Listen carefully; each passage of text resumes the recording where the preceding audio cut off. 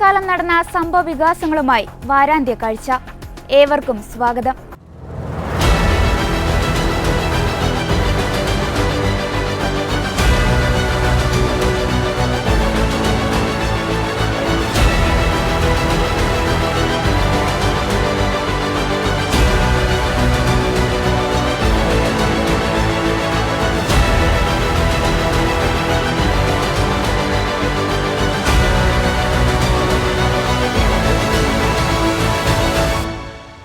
Kalamassery polytechnic ഹോസ്റ്റലിൽ നിന്ന് 2 കിലോയോളം കഞ്ചാവ് പിടിച്ചെടുത്തതാണ് കഴിഞ്ഞ ആഴ്ചയിലെ സംഭവ വികാസങ്ങളിലൊന്ന്. സംഭവത്തിൽ 3 വിദ്യാർത്ഥികൾ അറസ്റ്റിലായി. കഞ്ചാവിന്റെ അളവ് കുറവുള്ളതിനാൽ 2 വിദ്യാർത്ഥികൾ സ്റ്റേഷൻ ജാമ്യത്തിൽ പുറത്തിറങ്ങി. ഹോസ്റ്റലിലെ റെയ്ഡ് നീണ്ടത് പുലർച്ചെ 4 മണിവരെ. കഞ്ചാവ് പിടികൂടിയത് യൂണിയൻ ജനറൽ സെക്രട്ടറിയുടെ മുറിയിൽ നിന്ന്. വിൽപ്പനയായിരുന്നു അവിടെ നടന്നിരുന്നതെന്ന് പോലീസ് പറയുന്നു. തുടക്കത്തിൽ നേതാക്കന്മാർ വിദ്യാർത്ഥികളെ രക്ഷിക്കാൻ ശ്രമിച്ചെങ്കിലും പിന്നീട് അവർ കാലുമാറി. വളരെ രാഷ്ട്രീയപരമായ ക്യാമ്പസാണ് ഇത്. ഈ ക്യാമ്പസുകളിൽ നേതാക്കന്മാരുടെ ലഹരി കച്ചവടങ്ങൾ നടക്കുന്നു. കളമശ്ശേരി പോളിടെക്നിക് ഹോസ്റ്റലിൽ ലഹരി കേന്ദ്രമായി മാറിയതെങ്ങനെ? നാം കരുതിയതിനേക്കാൾ വലുതാണോ കേരളത്തിൽ ലഹരി വ്യാപനം? ആരാണ് ഇതിനെല്ലാം ഉത്തരവാദി? കളമശ്ശേരി സർക്കാർ പോളിടെക്നിക് കോളേജ് ഹോസ്റ്റലിൽ നിന്ന് കഞ്ചാവ് പിടികൂടിയ സംഭവത്തിൽ നിർണായകമായത് പ്രിൻസിപ്പൽ പോലീസിന് നൽകിയ കത്ത്. ക്യാമ്പസിൽ ലഹരി ഇടപാട് നടക്കുന്നെന്ന് സൂചന നൽകി പ്രിൻസിപ്പൽ പോലീസിനെ കത്ത് നൽകിയിരുന്നു. ലഹരിക്കായി പണപ്പിരിവ് നടത്തുന്ന കാര്യവും കത്തിലുണ്ട്. ഇതിന്റെ പശ്ചാത്തലത്തിലാണ് ക്യാമ്പസിൽ പോലീസ് റെയ്ഡ് നടത്തിയത്. കേസിൽ 2 പൂർവ്വ വിദ്യാർത്ഥികളെ കൂടി പോലീസ് പിടികൂടി. ഹോസ്റ്റലിൽ കഞ്ചാവ് എത്തിച്ച ആഷിഖിനെയും സുഹൃത്ത് ഷാരിഖിനെയുമാണ് പോലീസ് പിടികൂടിയത്. കഴിഞ്ഞ ദിവസം അറസ്റ്റിലായ വിദ്യാർത്ഥികളുടെ മൊഴിയിൽ നിന്നാണ് പൂർവ്വ വിദ്യാർത്ഥികൾക്കെതിരായ തെളിവുകൾ ലഭിച്ചത്. കഴിഞ്ഞ വർഷം ക്യാമ്പസിൽ നിന്ന് പഠിച്ചിറങ്ങിയവരാണ് ഇരുവരും. അതേസമയം കേസിൽ അറസ്റ്റിലായ ആകാശിനെ 14 ദിവസത്തേക്ക് റിമാൻഡ് ചെയ്തു. കഞ്ചാവിന്റെ ഉറവിടം കണ്ടെത്താൻ പ്രതിയെ കസ്റ്റഡിയിൽ വേണമെന്ന് പോലീസ് കോടതിയോട് ആവശ്യപ്പെടും. ഉടൻ കസ്റ്റഡി അപേക്ഷ നൽകുമെന്ന് പോലീസ് അറിയിച്ചു. ആകാശിന് പുറമെ അഭിരാജ്, ആദിത്യൻ എന്നിവരെ അറസ്റ്റ് ചെയ്തെങ്കിലും ഇവരെ സ്റ്റേഷൻ ജാമ്യത്തിൽ വിട്ടിരുന്നു. ഇവരെ വീണ്ടും വിളിപ്പിച്ച് ചോദ്യം ചെയ്യുമെന്നും പോലീസ് അറിയിച്ചു. കളമശ്ശേരി ഗവൺമെന്റ് പോളിടെക്നിക് കോളേജ് ഹോസ്റ്റലിലെ ലഹരി കേസിൽ സമഗ്രാന്വേഷണത്തിന് നിർദ്ദേശം നൽകി ഉന്നത വിദ്യാഭ്യാസ മന്ത്രി ആർ ബിന്ദു. സമഗ്രാന്വേഷണത്തിനായി സിറ്റർ ജോയിന്റ് ഡയറക്ടർ ആനി അബ്രാഹിമിനെ അന്വേഷണത്തിന് നിയോഗിച്ചു. ലഭിച്ച റിപ്പോർട്ടിൽ യൂണിയൻ ഭാരവാഹി കേസിൽ ഉൾപ്പെട്ടതായി വിവരം ലഭിച്ചിട്ടില്ല. കോളേജിലെ യൂണിയന്റെ നേതൃത്വത്തിലാണ് ഹോസ്റ്റലിലെ ലഹരി സംബന്ധിച്ച് വിവരം ലഭിച്ചത്. കേസിൽ സമഗ്ര അന്വേഷണത്തിന് നിർദ്ദേശം നൽകിയിട്ടുണ്ടെന്ന് ആർ ബിന്ദു അറിയിച്ചു. ഇപ്പോൾ ഇന്നലെ കളമശ്ശേരി ഗവൺമെന്റ് പോളിടെക്നിക് ബോയ്സ് ഹോസ്റ്റലിൽ കുറച്ച് ലഹരി പദാർത്ഥങ്ങൾ പിടിച്ചെടുക്കുകയുണ്ടായി. അതിന് സഹായകരമായത് കോളേജ് യൂണിയനിലെ വിദ്യാർത്ഥികളും മറ്റു വിദ്യാർത്ഥികളും എല്ലാം ചേർന്നുകൊണ്ട് ഒരു പ്രത്യേക സംഘടന അവിടെ രൂപീകരിച്ചിരുന്നു. Campus against narcotics, we can എന്നാണ് ആ സംഘടനയുടെ പേര്. വി ക്യാൻ എന്നുള്ളതിൻ്റെ പൂർണ്ണ രൂപം ക്യാമ്പസ് അഗൈൻസ്റ്റ് നാർക്കോട്ടിക്സ് എന്നാണ്. കോളേജ് യൂണിയനാണ് അതിന് നേതൃത്വം നൽകുന്നത്. മറ്റു വിദ്യാർത്ഥികളുമുണ്ട്. അവരുടെ സംവിധാനത്തിൻ്റെ പരിശോധനയുടെ ഭാഗമായിട്ട് അവർക്ക് ലഭ്യമായ അറിവ് അപ്പം തന്നെ സ്ഥാപന മേധാവിക്ക് കൈമാറിയതിൻ്റെ ഭാഗമായി പോലീസിലും എക്സൈസിലും അറിയിക്കുകയുണ്ടായി. പോലീസും എക്സൈസും എല്ലാം ആ സന്ദർഭത്തിൽ വിജിലൻ്റായിട്ട് അവിടെ പരിശോധന നടത്തി അവിടെ ഹോളി ആഘോഷത്തിന് വേണ്ടി എന്ന് പ്രചരിപ്പിച്ചുകൊണ്ട് അവിടെ വച്ചിരുന്ന ലഹരി പിടിച്ചെടുക്കുകയുണ്ടായി. അപ്പോൾ അത് നമ്മുടെ ക്യാമ്പസ് സമൂഹത്തിലെ എല്ലാ വിദ്യാർത്ഥികളും ഈ വിഷയത്തെ സംബന്ധിച്ച് വിജിലൻ്റ് ആകുകയും കൃത്യമായ കേന്ദ്രങ്ങളിൽ വിവരം നൽകാൻ തയ്യാറാവുകയും ചെയ്താൽ വലിയ ഒരളവിൽ പരിഹരിക്കാൻ സാധിക്കും. ആസാദ് സേന രൂപീകരിച്ചത് തന്നെ ആ നിലയിൽ പിയർ എഡ്യൂക്കേഷനിലൂടെ ലഹരി പദാർത്ഥങ്ങൾ ഉപയോഗിക്കുന്നവരുടെ മാനസാന്തരം വിദ്യാർത്ഥികളിലൂടെ തന്നെ സാധിക്കണം എന്ന ഉദ്ദേശത്തോടു കൂടിയാണ്. അപ്പോൾ വിദ്യാർത്ഥികളെ ഈ ലഹരിക്കെതിരായിട്ട് ബോധവൽക്കരിക്കുന്നതോടൊപ്പം തന്നെ ഈ പ്രശ്നത്തിൽ അകപ്പെട്ടു പോയ വിദ്യാർത്ഥികളെ ഇടപെട്ട് തിരുത്താനുള്ള റെക്ടിഫയിങ് ഫോഴ്സായും നമ്മുടെ വിദ്യാർത്ഥികൾക്ക് പ്രവർത്തിക്കാനാകും എന്ന് തന്നെയാണ് അനുഭവങ്ങളിൽ നിന്ന് മനസ്സിലാക്കുന്നത്. ഇന്നലത്തെ സംഭവം തന്നെ ആ നിലയിൽ പോലീസിന് അറിയിപ്പ് കൊടുക്കാനുള്ള ഒരു ധൈര്യം കുട്ടികൾക്കുണ്ടായത് അവിടെ 6 മാസമായിട്ട് ലഹരിയുമായി ബന്ധപ്പെട്ട ബോധവൽക്കരണ പരിപാടികൾ ക്യാമ്പസിൽ നടക്കുന്നു എന്നുള്ളതുകൊണ്ടാണ്. അപ്പോൾ ക്യാമ്പസ് മേധാവികൾക്ക് ഇത്തരം കാര്യങ്ങളെക്കുറിച്ച് സംശയമുണ്ടായതിനെ തുടർന്നാണ് 6 മാസമായിട്ട് ലഹരി വിമുക്ത പ്രവർത്തനങ്ങളെ സംബന്ധിച്ച് അതുമായി ബന്ധപ്പെട്ട വിവിധ ബോധവൽക്കരണ പരിപാടികൾ അവിടെ സംഘടിപ്പിക്കുന്നുണ്ട്. അതുമാത്രമല്ല, ഒരു പ്രത്യേക പാർട്ട് ടൈം കൗൺസിലറെ ഇതുമായി ബന്ധപ്പെട്ട് അവിടെ നിയോഗിച്ചിരുന്നു ആ ക്യാമ്പസിൽ. ആ പാർട്ട് ടൈം കൗൺസിലറുടെ കൂടെ ഉപദേശങ്ങളുടെ തുടർച്ചയായിട്ടാണ് കുട്ടികൾക്ക് സോഴ്സ് ഐഡൻറ്റിഫൈ ചെയ്ത് അറിയിക്കാനുള്ള ഒരു സന്നദ്ധത കൈവരിക്കാൻ സാധിക്കുന്നത്. സംഭവത്തിൽ പ്രാദേശിക SFI നേതൃത്വത്തെ തള്ളി SFI സംസ്ഥാന നേതൃത്വം. SFI പ്രവർത്തകനെ ജാഗ്രത കുറവുണ്ടായെന്നും നടപടിയുണ്ടാകുമെന്നും SFI സംസ്ഥാന സെക്രട്ടറി PS സജീവ് പറഞ്ഞു. വൈദ്യപരിശോധനയ്ക്ക് തയ്യാറാണെന്ന് SFI പ്രവർത്തകൻ പറഞ്ഞിട്ടുണ്ട്. 2 കിലോ കഞ്ചാവ് പിടിച്ചത് KSU പ്രവർത്തകന്റെ മുറിയിൽ നിന്നുമാണെന്നും അത് എന്തുകൊണ്ട് ചർച്ച ചെയ്യുന്നില്ലെന്നും സഞ്ജീവ് ചോദിച്ചു. വിഷയത്തിൽ സമഗ്രമായ അന്വേഷണം വേണമെന്നും പിടിച്ചെടുത്ത ലഹരിയുടെ ഉറവിടം കണ്ടെത്തണമെന്നും SFI സംസ്ഥാന സെക്രട്ടറി PS സഞ്ജീവ് ആവശ്യപ്പെട്ടു.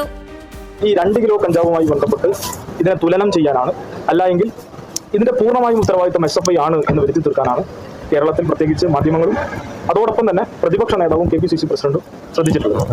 KSU പ്രവർത്തകന്റെ കയ്യിൽ നിന്ന് പിടികൂടിയ 2 കിലോ, അതിനെക്കുറിച്ച് നിങ്ങൾ KSUകാരോട് ചോദിച്ചാൽ ആരുടെ കയ്യിലും പിടിക്കട്ടെ. പിടിക്കപ്പെട്ടത് ആരുടെ കയ്യിൽ നിന്നല്ല, പിടിക്കപ്പെട്ടത് KSUവിന്റെ നേതാവായിട്ടുള്ള ആളുകളുടെ കയ്യിൽ നിന്ന് 2 കിലോ, SFIയുടെ പ്രവർത്തകൻ ആയിട്ടുള്ള ആളുടെ റൂമിൽ നിന്ന് 90 ഗ്രാം.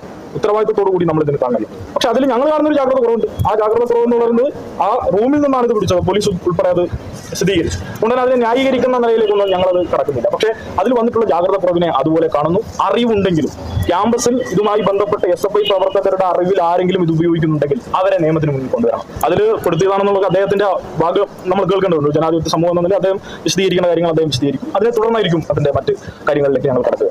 പോളിടെക്നിക് കോളേജിലെ മെൻസ് ഹോസ്റ്റലിൽ നിന്നാണ് വ്യാഴാഴ്ച വൻ കഞ്ചാവ് ശേഖരം കണ്ടെത്തിയത്. പോലീസിന്റെ മിന്നൽ പരിശോധനയിൽ 2 കിലോഗ്രാം കഞ്ചാവാണ് പിടിച്ചെടുത്തത്. 2 മുറികളിൽ നിന്നാണ് കഞ്ചാവ് പിടികൂടിയത്. 3 വിദ്യാർത്ഥികളെ അറസ്റ്റ് ചെയ്യുകയും ചെയ്തു. SFIയുടെ നേതാവും യൂണിയൻ സെക്രട്ടറിയുമാണ് അഭിരാജ്. ചെറിയ അളവാണ് അഭിരാജ് ഉണ്ടായിരുന്ന മുറിയിൽ നിന്ന് പിടിച്ചെടുത്തത് എന്ന കാരണം പറഞ്ഞാണ് അഭിരാജിനെ പോലീസ് സ്റ്റേഷൻ ജാമ്യത്തിൽ വിട്ടത്. എന്നാൽ SFI നേതാവിനെ രക്ഷിക്കാനുള്ള ശ്രമത്തിന്റെ ഭാഗമായാണ് ഈ പോലീസ് നടപടിയെന്ന വിമർശനമാണ് ഉയരുന്നത്. സംഭവത്തിൽ 3 വിദ്യാർത്ഥികളെയും സസ്പെൻഡ് ചെയ്തിട്ടുണ്ട്.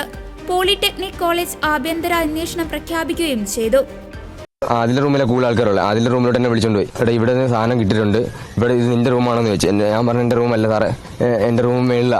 ഞാൻ പറഞ്ഞു സാറേ ഞാൻ യൂണിയനുള്ള നാളെ കോളേജിൽ പരിപാടിയൊക്കെ ഉള്ള യൂണിയനാണ് ഞങ്ങൾക്ക് എന്താ വേണം, ഈ യൂണിയനാണ് വലുത് പോലീസുകാരാണ് വലുത്, അങ്ങനെയൊക്കെ കുറെ എൻ്റെ അടുത്ത് പോലീസുകാർ എന്താ ഞാൻ പാർട്ടി സ്വാധീനം ഉപയോഗിച്ച് ഞാൻ ഇത് രക്ഷപ്പെടാൻ നോക്കുന്നു എന്നൊക്കെ പറഞ്ഞ് ഞാൻ SFI ആണെന്ന് പറഞ്ഞോളം തൊട്ട് പുള്ളിക്ക് എൻ്റെ അടുത്തൊരു എന്താ ദേഷ്യവും നീ എന്നെ എന്തോ ചെയ്യും, നീ വലിയ യൂണിയൻ മെമ്പറാണോ, നീ വലിയ യൂണിറ്റ് അങ്ങനത്തെ ഒരു സ്വരത്തിലാണ് പുള്ളി എൻ്റെ അടുത്ത് സംസാരിച്ചു തുടങ്ങുന്നത്. ആദ്യം തൊട്ട് തന്നെ നിന്നെ കണ്ടാൽ പറയലോ നീ ലഹരി ഉപയോഗിക്കുന്നു അങ്ങനെ തന്നെ പറയുന്നത്. സംഭവത്തിൽ സംസ്ഥാന സർക്കാരിനെതിരെ രൂക്ഷ വിമർശനവുമായി KPCC അധ്യക്ഷൻ K സുധാകരൻ MP. കള്ളും കഞ്ചാവും വിൽപ്പന നടത്തി ഇടതുപക്ഷ നേതാക്കൾ ജീവിക്കുന്നിടത്തേക്ക് നാട് എത്തിയിരിക്കുകയാണെന്ന് സുധാകരൻ കുറ്റപ്പെടുത്തി. കളമശ്ശേരിയിൽ കഞ്ചാവ് പിടിച്ചത് SFI നേതാവിന്റെ കയ്യിൽ നിന്നാണ്. അതുകൊണ്ട് തന്നെ അതിന്റെ കസ്റ്റോഡിയൻ ആ നേതാവാണെന്നും സുധാകരൻ പറഞ്ഞു. ജാമ്യത്തിൽ വിടുന്നത് ശരിയാണോ? ഇത്രയും ഒരു നികൃഷ്ടമായ ഒരു പ്രവർത്തനം സംഘടിപ്പിച്ചിട്ട് എന്നിട്ട് അതിന് ജാമ്യം കൊടുക്കുക, കേസെടുക്കുക, പേര് കള്ളാസില്ലാത്തൊരു കേസ് ചാർജ് ചെയ്യുക, എന്നിട്ട് അവരെ എല്ലാം കേസും അങ്ങനെ തന്നെയാണ്. CPMന്റെ ആളുകൾ പ്രതിയായ എല്ലാ കള്ള് കേസുകളും എല്ലാ കഞ്ചാവ് കേസുകളും ജാമ്യത്തിൽ വിട്ട കേസേ ഉള്ളൂ പോലീസിന്റെ ഭാഗത്ത് നിന്ന്. എല്ലായിടത്തും പരിശോധന നടപ്പിലാക്കണം. ആ പരിശോധന നടക്കുമെന്ന ഭയപ്പാടില്ലെങ്കിലും കുട്ടികൾ മാറണം. ഇതൊക്കെ തന്നെയാണ് ഞങ്ങളുടെ ആഗ്രഹം. പക്ഷെ ആരോടാ പറയേണ്ടത്? ഏത് പൊട്ടനോടാ പറയേണ്ടത്? ഏത് മന്ത്രിയോടാ പറയേണ്ടത്? ഏത് മന്ത്രിയാണത് കേൾക്കുക? ഏത് മന്ത്രി അത് സഹായിക്കുക? ഏത് മന്ത്രി അതിൽ പ്രവർത്തിക്കുക? ഒന്നും ചെയ്യില്ല. അവരൊക്കെ പ്രതിബദ്ധരാണ്. കഞ്ചാവും കള്ളും വിൽപ്പന നടത്താൻ പ്രതിബദ്ധരാണ്. അതേസമയം സംഭവത്തിൽ SFI നേതാക്കളും യൂണിയൻ ഭാരവാഹികളും ഉൾപ്പെടെയുള്ളവരെയാണ് കഞ്ചാവുമായി പിടികൂടിയതെന്നും സംസ്ഥാന വ്യാപകമായി ഹോസ്റ്റലുകളിലും കോളേജുകളിലും നടക്കുന്ന ലഹരി വിപണനത്തിന്റെ കണ്ണികളായി SFI മാറിയെന്നും പ്രതിപക്ഷ നേതാവ് ആരോപിച്ചു. ലഹരി മാഫിയ കേരളത്തിൽ അവരുടെ നെറ്റ്വർക്ക് വികസിപ്പിച്ചുകൊണ്ടിരിക്കുകയാണെന്നും ഈ സാഹചര്യത്തിൽ CPM നേതൃത്വവും സർക്കാരും കർശന നടപടി സ്വീകരിച്ചില്ലെങ്കിൽ അപകടത്തിലേക്ക് പോകുമെന്നും VD സതീശൻ മുന്നറിയിപ്പ് നൽകി. കളമശ്ശേരി പോളിടെക്നിക്കിൽ പരിശോധന നടത്തിയപ്പോൾ അതിൽ യൂണിയൻ ഭാരവാഹികളെ SFI നേതാക്കളും അടക്കമുള്ള ആളുകളാണ് അതിൻ്റെ അകത്ത് പെട്ടിരിക്കുന്നത്. സംസ്ഥാന വ്യാപകമായി ഹോസ്റ്റലുകളിൽ, കോളേജുകളിൽ ലഹരി മരുന്ന് വിപണനത്തിൻ്റെ കണ്ണിയായി SFI മാറിയിരിക്കുകയാണ്. ഞങ്ങൾ 2022 തന്നെ നിയമസഭയിൽ വിഷയം കൊണ്ടുവന്നപ്പോൾ ഒരു വാക്കുപയോഗിച്ചു. പൊളിറ്റിക്കൽ പേട്രണേജ് ലഹരി മരുന്ന് മാഫിയയ്ക്ക് ഉണ്ട് എന്നാണ് ഞങ്ങൾ പറഞ്ഞത്. രാഷ്ട്രീയ രക്ഷാകർതൃത്വമുണ്ട്.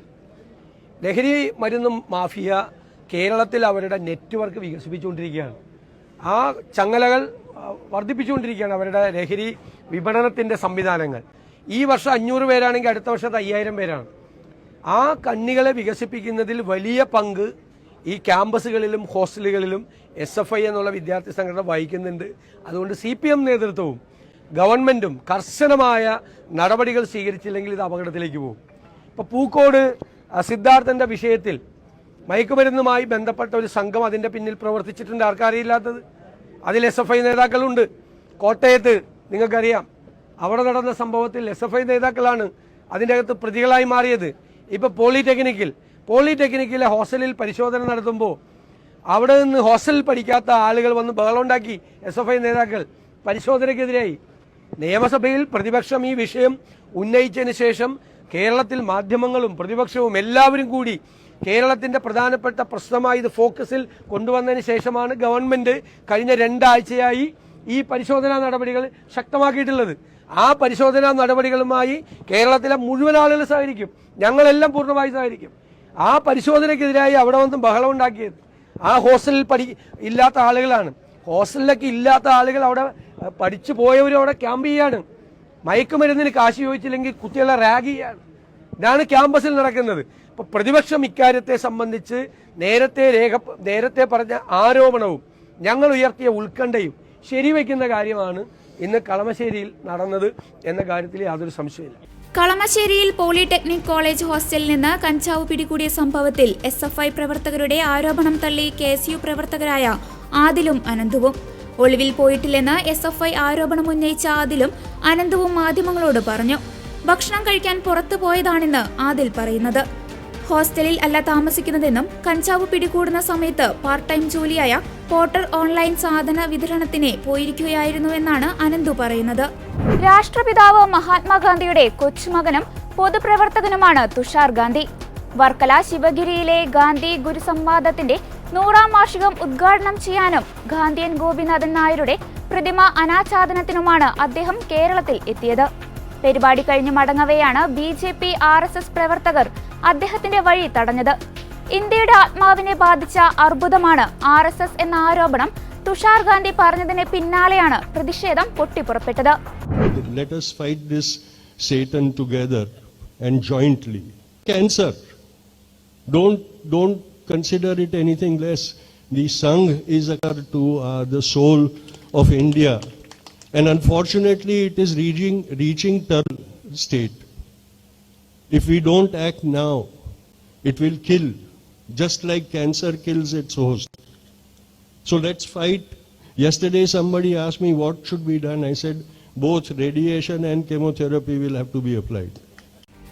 ഇന്ത്യയുടെ ആത്മാവിനെ ബാധിച്ച അർബുദമാണ് RSS എന്ന ആരോപണം ആവർത്തിച്ച് മഹാത്മാഗാന്ധിയുടെ കൊച്ചുമകൻ തുഷാർ ഗാന്ധി. നെയ്യാറ്റിൻകരയിൽ ഗാന്ധി പ്രതിമയ്ക്ക് മുൻപിൽ BJP പരിപാടി നടത്തുന്നു എന്നറിയുന്നതിൽ തനിക്ക് അത്ഭുതവും ഭയവും തോന്നുകയാണ്. പ്രതിഷേധിക്കുന്നവർ ഗാന്ധി പ്രതിമയിലേക്ക് വെടിയുതിർക്കുമോ എന്നാണ് ഭയമെന്നും തുഷാർ ഗാന്ധി പറഞ്ഞു. ഇത്തരമൊരു കാര്യം കേരളത്തിൽ നടക്കുന്നു എന്നത് ഞെട്ടലുണ്ടാക്കുന്നു. കാരണം ജനങ്ങളുടെ അവകാശങ്ങൾ ഇപ്പോഴും സംരക്ഷിക്കപ്പെടുന്ന അവസാനത്തെ സംസ്ഥാനമാണ് കേരളം. എതിർപക്ഷത്തെ ബഹുമാനിക്കുക എന്നത് മലയാളികളുടെ സംസ്കാരത്തിലുള്ള കാര്യമാണ്. നാം എല്ലാ കാലവും എതിർപക്ഷത്തോടൊപ്പം ചേർന്നു തന്നെയാണ് ജീവിച്ചത്. എതിർപക്ഷത്തോട് എല്ലായ്പ്പോഴും നേർക്കുനേർ നിൽക്കാറുണ്ടെങ്കിലും അവരെ ഒരിക്കലും നിശബ്ദരാക്കാൻ ശ്രമിച്ചിട്ടില്ല. കേരളത്തിന്റെ ആത്മാവിനെയും മലയാളിയുടെ ഓജസ്സിനെയും സംരക്ഷിക്കാൻ ഇത്തരത്തിലുള്ള വിഷമുള്ള മനുഷ്യരെ കേരളത്തിൽ നിന്ന് പുറത്താക്കണം.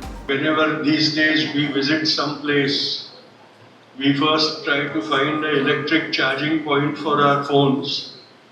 Bapu must have come here to charge his soul with the spirit of Narayan Guru, so that he could continue with the work not only for freedom but for unity and equality in our society.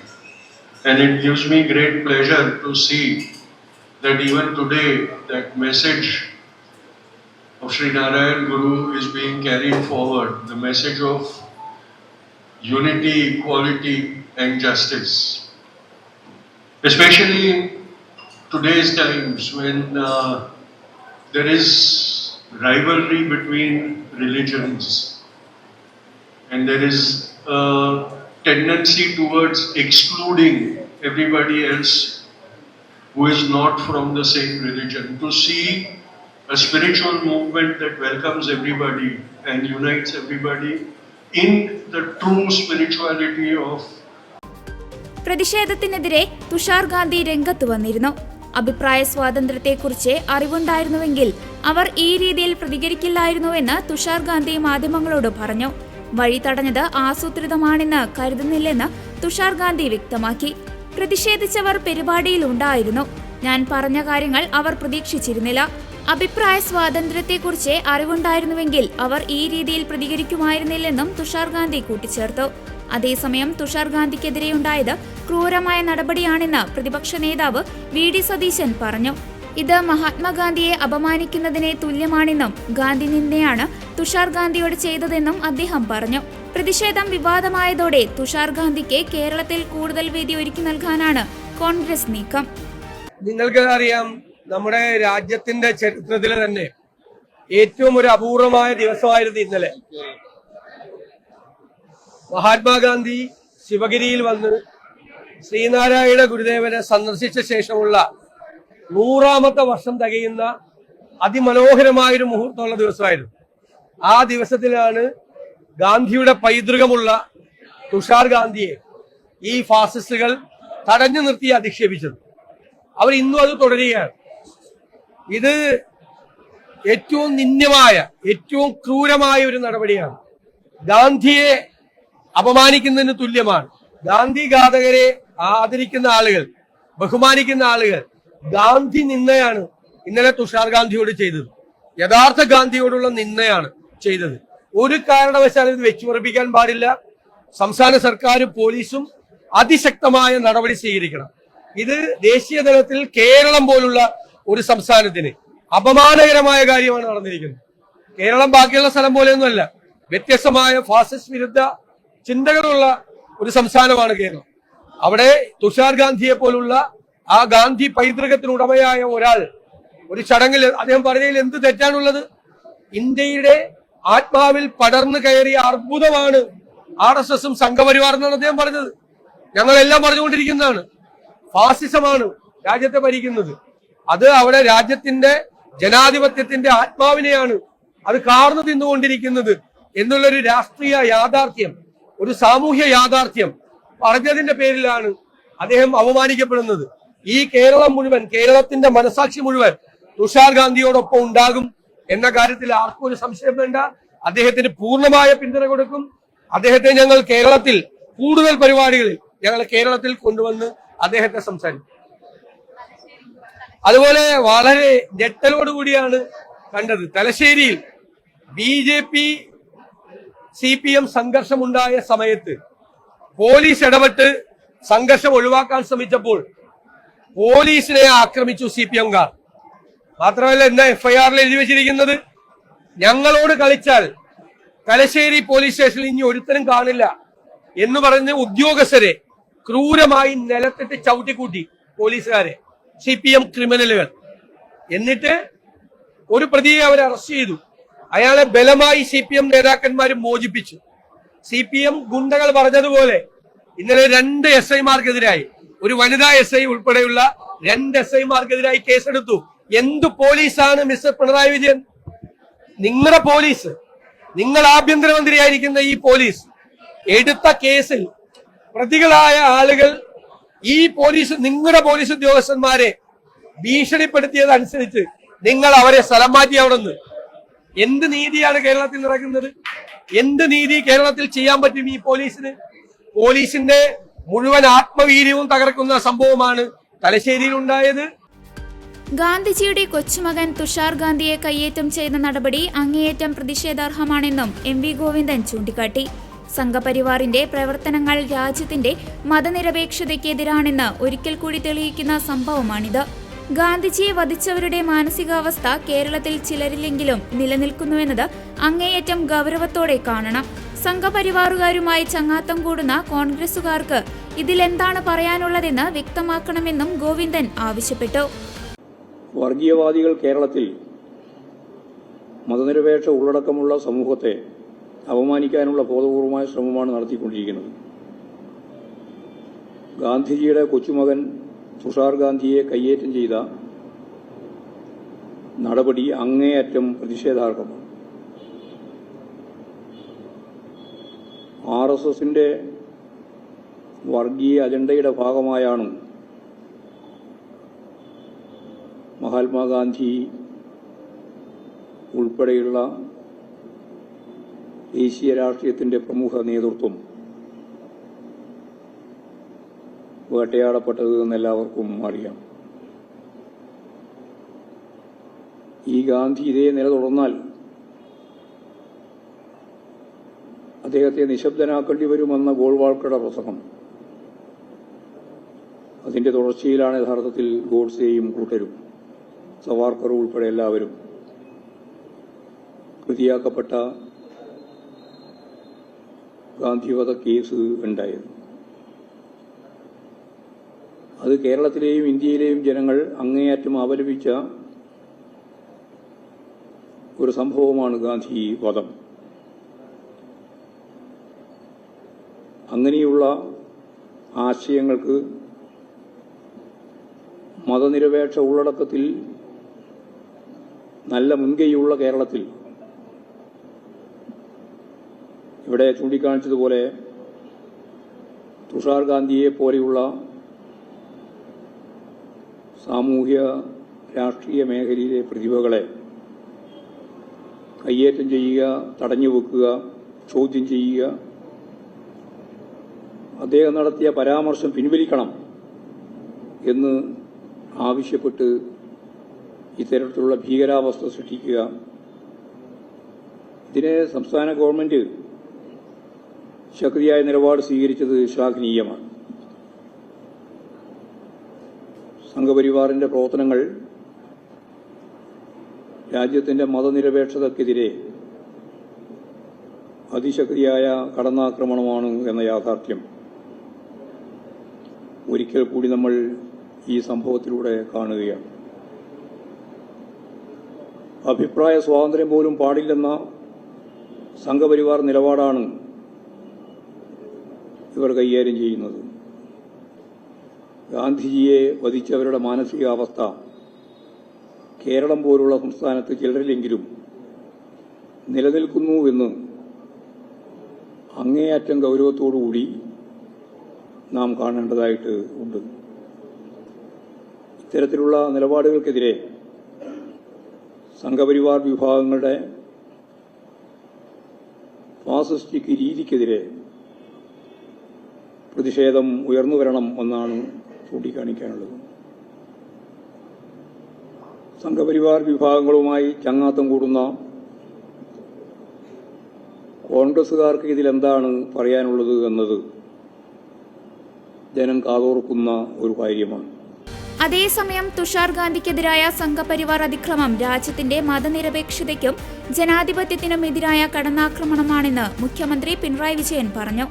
ഗാന്ധിജിയെ വധിച്ചവരുടെ മാനസികാവസ്ഥയിൽ നിന്ന് ഒട്ടും വിഭിന്നമല്ല ഈ വിദ്രോഹ സമീപനത്തിന് പിന്നിലുള്ളവരുടേതെന്നും ഇത് അപലപനീയമാണെന്നും മുഖ്യമന്ത്രി ഫേസ്ബുക്കിൽ കുറിച്ചു. ഇത്തരം പ്രവണതകൾക്കെതിരെ നിയമപരവും ജനാധിപത്യപരവുമായ നടപടിയുണ്ടാവും. പൊതുജനാഭിപ്രായം വളർത്തി സമൂഹമാകെ ഇത്തരം ചെയ്തികളെ ഒറ്റപ്പെടുത്തണമെന്നും പിണറായി കൂട്ടിച്ചേർത്തു. അതേസമയം തുഷാർ ഗാന്ധിയെ കരുതിക്കൂട്ടി തടഞ്ഞിട്ടില്ലെന്നും പ്രതിഷേധം സ്വാഭാവികമാണെന്നും വി മുരളീധരൻ പറഞ്ഞു. ഗാന്ധിജിയെ വിറ്റ് കാശാക്കുന്ന ഒരാളാണ്. അദ്ദേഹത്തിന്റെ വാക്കുകൾക്ക് എത്ര വില കൽപ്പിക്കണം എന്നുള്ളത് ഈ രാജ്യത്ത് എല്ലാവർക്കും അറിയാം. പക്ഷേ ആ സമയത്ത് ഈ പ്രസംഗം കേട്ട ശ്രോതാക്കളിൽപ്പെട്ട ചില ആളുകൾക്ക് ഇതുപോലെയുള്ള അസത്യങ്ങൾ വിളിച്ചു പറഞ്ഞ് പ്രചരണം നടത്തുമ്പോൾ അത് ചോദ്യം ചെയ്യപ്പെടാതെ പോകരുത് എന്ന് അവർക്ക് സ്വയം തോന്നിയതിന്റെ അടിസ്ഥാനത്തിൽ അവർ പ്രതിഷേധിച്ചു.